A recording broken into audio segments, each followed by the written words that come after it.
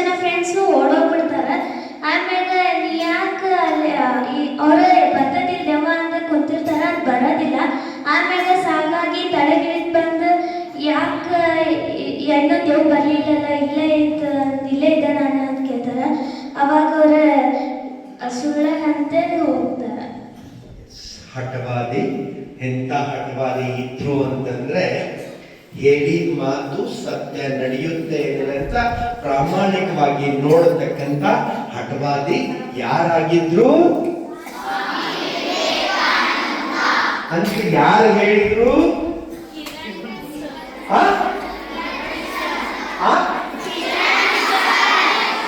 ಮತ್ತೆ ಅದೇ ಗೊತ್ತಿಲ್ಲ ಅಂತಂದ್ರೆ ಭಾವಾರ್ಥ ಕೇಳಿ ಮೂಲಾರ್ಥ ಮಾಡ್ತಿರೋ ಅಂತ ಯಾಕೆ ಮಾಡ್ತೀವಿ?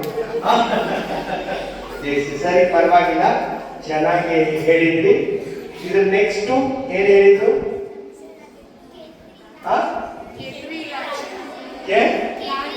ಕೇತ್ರಿ ರಾಜ ಸ್ಟೋರಿ ಯಾರು ಹೇಳ್ತೀನಿ? ಕೇತ್ರಿ ರಾಜ ಹೇಳ್ತೀನಿ. ಕೇತ್ರಿ ರಾಜ ಅಂತ ಒಬ್ಬ ರಾಜ ಇದ್ದಾನೆ ಸರ್. ಅವಂಗ ಸಂತಾನ ಅಂದ್ರೆ ಗಂಡ್ ಮಕ್ಳು ಆಗಿರಂತೆ ಇಲ್ಲ.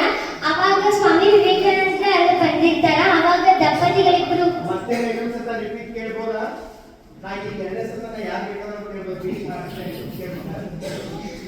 ದಂಪತಿಗಳಿಬ್ರು ಅಂದ್ರೆ ಕೇತ್ರಿ ರಾಜ ಮತ್ತೆ ಕೇತ್ರಿ ರಾಜ ಅವರ ಹೆಂಡತಿ ಸ್ವಾಮಿ ವಿವೇಕಾನಂದರ ಕಡೆ ಹೋಗ್ತಾರ. ಅವಾಗ ಅವ್ರು ಕೇಳ್ತಾರ, ನಮ್ಗ ಮುಂದ ನಮ್ಮ ರಾಜನ ಆಳೋ ಅಧಿಪತಿ ಇಲ್ಲ, ನಮ್ಗ ಏನಾದ್ರು ಪ್ರಸಾದ ಕೊಡಿ ಅಂತ ಕೇಳ್ತಾರ.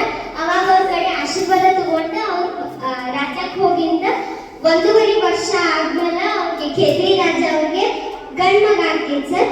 ಆಗಿಂದ ಸ್ವಾಮಿ ವಿವೇಕಾನಂದರು ಬ್ಯಾರೋ ಎಲ್ಲೇ ಬೇರೆ ಕಡೆ ನಮ್ಗ ಸಂಚಾರ ಮಾಡ್ಕೊಂತ ಬೇರೆ ಕಡೆ ಹೋಗಿರ್ತಾರ. ಅವಾಗ ಇವ್ರ 6 ದಿನಗಟ್ಟಲೆ ಹುಡುಕಿಸಿ ಅಳ್ವರ್ ಸಿಂಗ್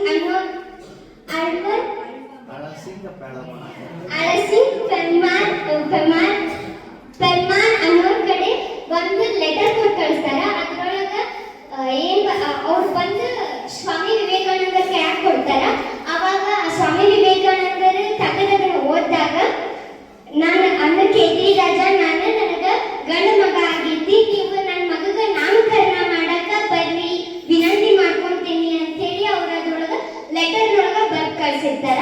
ಅದಕ್ಕೆ ಸ್ವಾಮಿ ವಿವೇಕಾನಂದ ಅವರು ಅಲ್ಲಿ ಬಂದಾಗ ಕೇತ್ರಿ ರಾಜ ಅಂದ್ರೆ ಸ್ಟಾರ್ಟಿಂಗ್ ಸ್ವಾಮಿ ವಿವೇಕಾನಂದರಿಗೆ ವಿದೇಶ ಅಂತ ಹೆಸರು ಇರ್ತೈತಿ. ಆಮೇಲೆ ವೀರೇಶಾನಂದ, ಆಮೇಲೆ ವಿದೇಶಾನಂದ, ಅವ್ರಿಗೆ ಬೇರೆ ಬೇರೆ ಕಡೆ ಬೇರೆ ಬೇರೆ ಹೆಸರು ಹೇಳಾಕತ್ತಿರ್ತಾರ.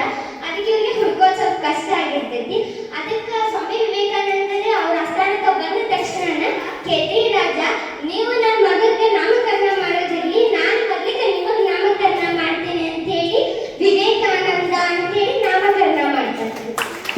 ಸ್ಪೀಕ್ನೊಳಗ ನಂಗೆ ಟೈಮ್ ಈಗಾಗಲೇ 24, 25, 25 ಇನ್ನು 5 ನಿಮಿಷ ಇದೆ.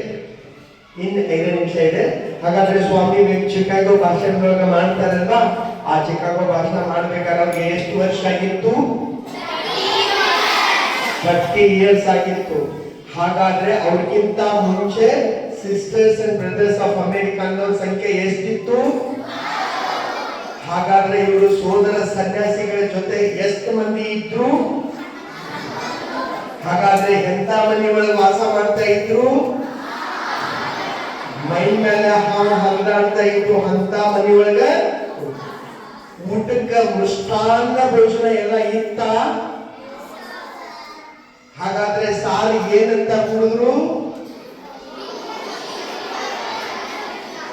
ಒಂದೇಗ ನೀರು ಉಪ್ಪು ಹಾಕೊಂಡು ಸಾಕಂತ ಕುಡಿದ್ರು. ನೆಕ್ಸ್ಟ್ ಬಿಲ್ಪತ್ರಿ.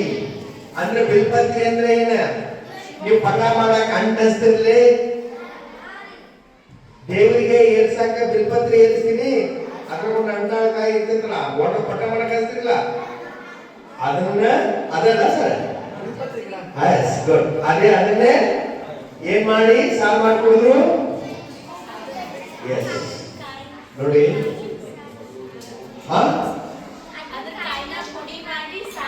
ಸಾರು ಮಾಡಿ ಕುಡಿದ್ರು. ಹೌದೇನಪ್ಪ? ಸ್ವಾಮಿ ವಿವೇಕಾನಂದರು ಚಿಕಾಗೋದೊಳಗ ಮದ್ವೆಗೆ 4 ಮಂದಿ ಕೂಡ ಅಂದ್ರೂ ಕೂಡ ಚಪ್ಪಾಳೆ ತಟ್ಟಿರ್ಲಿಲ್ಲ.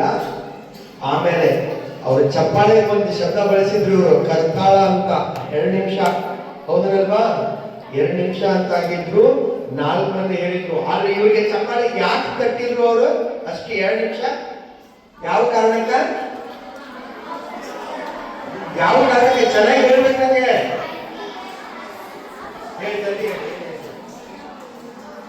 ಅವ್ರಿಗೆ 30 ಇಯರ್ಸ್ ಆದ್ರೂ ಯಾರಿಗೂ ಕೆಟ್ಟದ್ದು ಬಯಸಿರೋದಿಲ್ಲ